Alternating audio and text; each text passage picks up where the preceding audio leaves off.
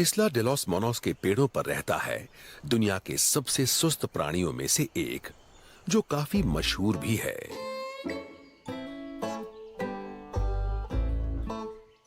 Three toed sloth.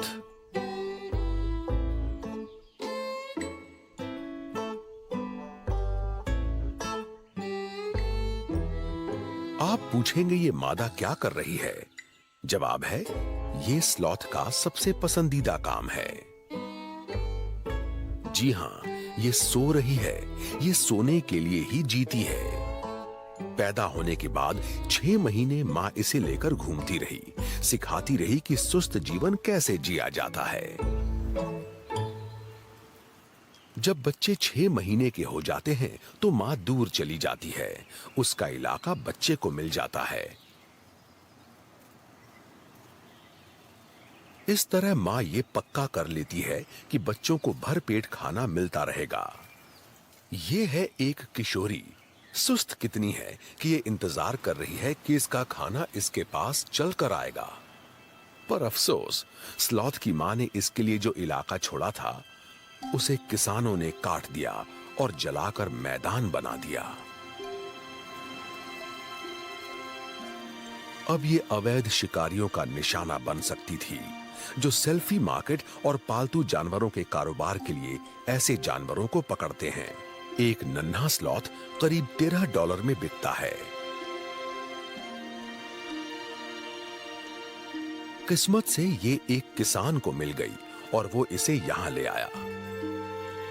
ये अपना सारा वक्त पेड़ों पर ही बिताती है, हिलती तक नहीं है। पर ये आलसी नहीं है। इसकी वजह है कम ऊर्जा वाला इसका खाना।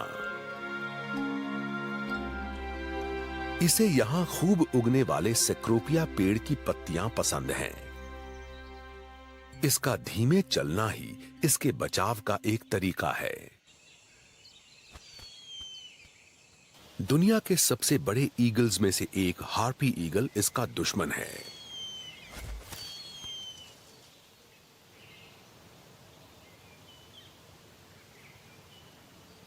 इसके नाखून ग्रिजली बेयर से भी बड़े होते हैं और अक्सर ये स्लॉथ्स का शिकार करते हैं।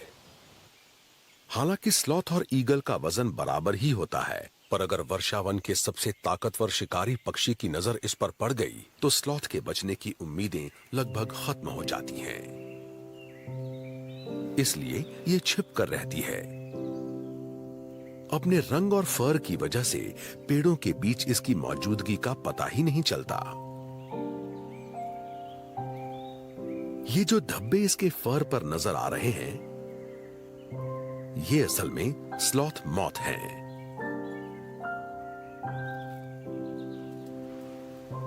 इनकी जिंदगी स्लॉथ्स की जिंदगी से जुड़ी होती है।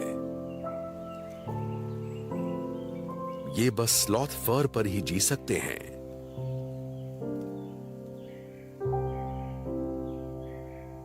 स्लॉथ्स के लंबे स्पंज जैसे बालों पर करीब 100 से ज्यादा पतंगे जिंदा रह सकते हैं।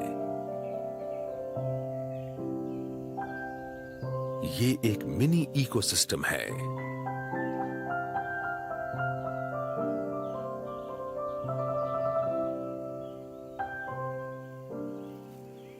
इसके ये मेहमान एक और दिलचस्प काम करते हैं। ये इसके मल पर अंडे देते हैं। हर 7 दिन में ये एक बड़ी मशक्कत का काम करने निकलती है। जमीन पर आती है बाथरूम ब्रेक के लिए।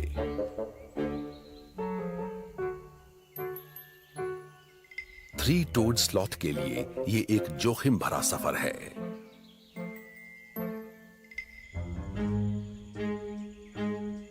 जमीन पर यह हमले की पहुंच में है, असुरक्षित है। पर वैज्ञानिक ये भी मानते हैं कि इससे मिलन का साथी मिलने की उम्मीदें बढ़ जाती हैं। अपनी गंदगी के साथ ये अपनी पहचान छोड़ जाती है। इस दौरान ये पता भी लगाती है कि यहाँ के नर मिलन के लिए उपलब्ध हैं या नहीं। पर ये चौकन्नी है। अपनी जान बचाना सबसे जरूरी काम होता है। एक स्लॉथ में जिराफ की गर्दन से ज्यादा वर्टिब्रे होती हैं। ये अपनी गर्दन को 270 डिग्री घुमा सकती है। जब आपको चारों तरफ निगाह रखनी हो तो ये बहुत काम आता है। रास्ता साफ है। ये अपनी सुस्त चाल से बढ़ सकती है।